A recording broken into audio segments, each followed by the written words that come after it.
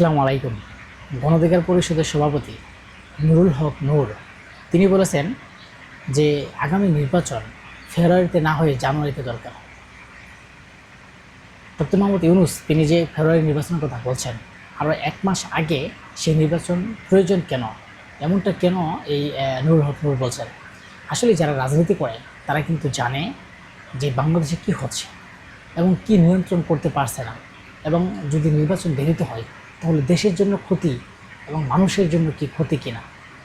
আপনারা জানেন বাংলাদেশে যদি কোনো গণতান্ত্রিক প্রক্রিয়ার কোনো গভর্নমেন্ট না থাকে এবং নির্বাচিত সরকার না থাকে, তাহলে কোনো দেশই তাদের উপর নিশ্চিত কোনো ভরসা রাখে না এবং কোনো দেশ তাদের সাথে ব্যবসা বাণিজ্য করতে চায় না। তাতে কিন্তু দেশের অবস্থা এবং অর্থনীতি খারাপ হয়ে যায়।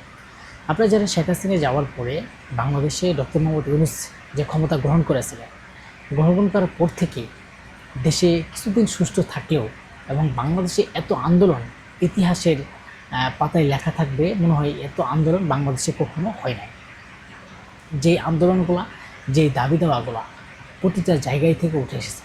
আসলে সব এত দাবি দেওয়া, যেই 17 বছরের একটা নিবারণ এবং 17 বছর যারা ক্ষমতায় থেকেছে, এবং ডক্টর মোহাম্মদ ইউনূস সেই 1 বছর বা 6 মাস ক্ষমতায় থেকে এতগুলো দাবি মেনে নিতে পারবেন কিনা।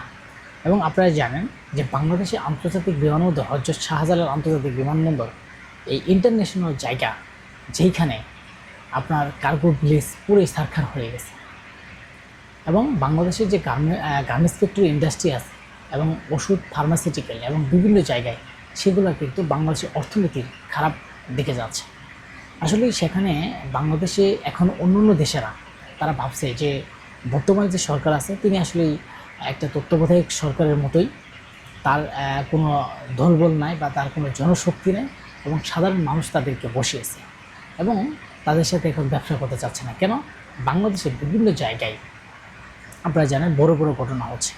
যদি ছোটোখাটো ঘটনা হইতো তাহলে তো তেমন কিছু হতো না, কিন্তু এমন বড় বড় ঘটনা হচ্ছে যেগুলো বাংলাদেশের ইতিহাসে লেখা থাকবে।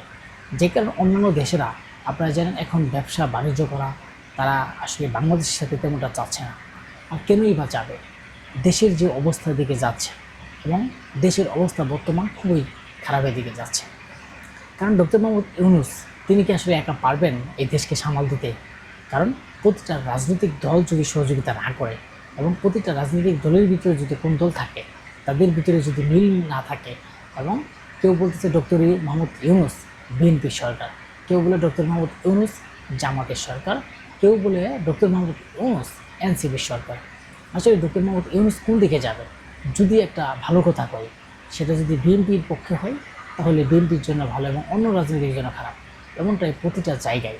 আপনারা জানেন বাংলাদেশের যে নির্বাচন, এই নির্বাচন যদি জানুয়ারিতে নুরুল হক নূর চাওয়ার কারণই হচ্ছে দেশের ভিতরে যে ষড়যন্ত্র চলছে, আগামী নির্বাচনকে পেছানোর একটা ষড়যন্ত্র চলছে।